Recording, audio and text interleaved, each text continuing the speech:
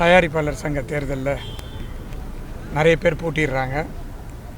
அதில் கலந்துக்கிட்டு எனக்கு ஒரு 3 ஓட்டு. ஸோ 3 ஓட்டையும் போட்டுட்டு வந்திருக்கேன். ரொம்ப மகிழ்ச்சியாக இருக்குது. ஒரு நல்ல டீம் வரணும், ப்ரொடியூசர் கவுன்சிலை காப்பாற்றணும் அப்படின்றது தான் என்னுடைய ஆசை. நன்றி. இன்றைக்கு 2026, 2029 3 ஆண்டுக்கான தமிழ் திரைப்பட தயாரிப்பாளர் சங்கத்தினுடைய தேர்தல் நடைபெறுகிறது. இது தமிழ்நாட்டு தேர்தலை விட மிக பிஸியாக, மிக பரபரப்பாக இருக்கக்கூடிய ஒரு தேர்தலாக இருக்குது. கையில் மை வைக்கலையே தவிர பாக்கி எல்லாமே இதில் நடந்திருக்கிறது. ஒரு செயற்குழு உறுப்பினர்களுக்கே கிட்டத்தட்ட 60-65 பேருக்கு மேலே போட்டியிடுகிறார்கள். அணியாக 2 பேர் போட்டியிடுறாங்க. எல்லாவற்றையும் தாண்டி நமக்கு யார் வராங்க அப்படிங்கிறது தான் முக்கியமான ஒரு விஷயம். அனைவருக்கும் வணக்கம். தமிழ் திரைப்பட சங்கம் இது ஒரு முக்கியமான சங்கம். இதுக்கு நிச்சயமாக ஒரு நல்ல பலம் வேணும்னு ஆரம்பத்துலேருந்து நினச்சிட்டே இருந்தேன்.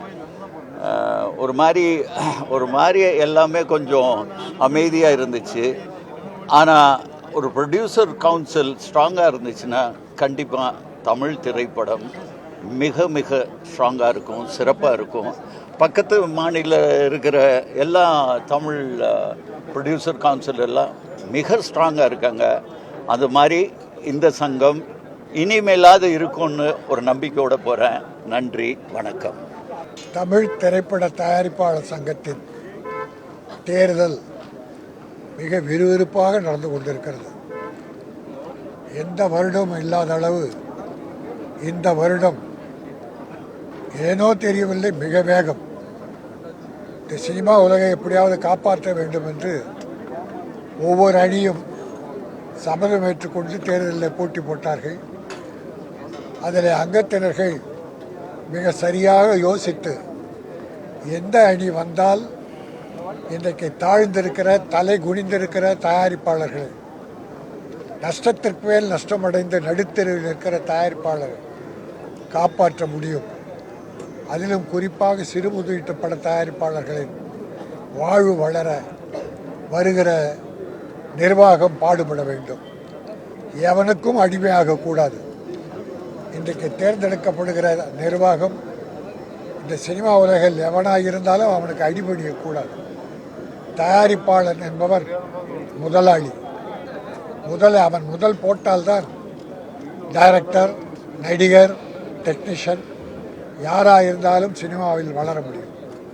அப்படிப்பட்ட தயாரிப்பாளர், முதலீடை போடுகிற தயாரிப்பாளர்கள் இன்று ஆயிரக்கணக்கானோர் காணவில்லை. ஆனால் தேர்தலிலே இன்றைக்கு 1500 பேர் வாக்களிக்க இருக்கிறார்கள். அதில் குறைந்தபட்சம் 1200-300 பேர் வந்திருக்கிறார்கள். ஆக இன்றைக்கு தயாரிப்பாளர்கள் எடுக்கிற நல்ல முடிவு தமிழ் திரையுலகில் தலைநிமிர செய்யும். ஆளுமை மிக்கதாக, ஏன் ஆண்மை மிக்க சங்கமாக தயாரிப்பாளர் சங்கத்தை உருவாக்க வேண்டும். அப்படிப்பட்ட அணி இந்த தேர்தலில் வெற்றி பெறும். அங்கத்தினர்கள், மெம்பர்கள் உறுதியாக இருக்கிறார்கள். நல்ல அணியை தேர்ந்தெடுத்து வாக்களித்து கொண்டிருக்கிறார்கள்.